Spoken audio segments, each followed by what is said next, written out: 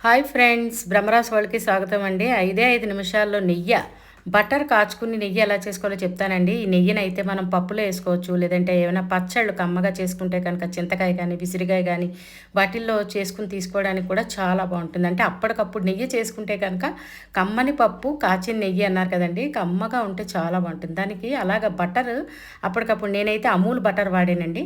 ఆ బటర్ తెచ్చుకొని మనకి ఎంత కావాలో అంతే చేసుకోవాలి. అదే కొంచెం చేసుకొని ఉంచుకుంటే అప్పటికప్పుడు ఇంచుమించు వీక్ డేస్‌కి ఒకసారి చేసుకుంటే బావుంటుంది.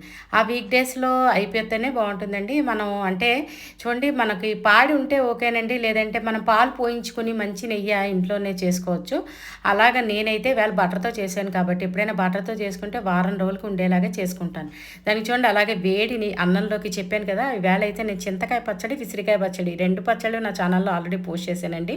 ఇది నెయ్యితో తీసుకుంటేనే ఈ పచ్చళ్ళకి చాలా బావుంటుంది. అందుకనే నెయ్యి కాచానండి. చాలా కమ్మగా కుదిరాయి. మీకు కూడా ఆ 2 రెసిపీలు కూడా మీరు నా ఛానల్‌లో చూసి, చేసి నెయ్యితో తీసుకుని మీకెలా కుదిరినాయో కామెంట్ పెట్టండి.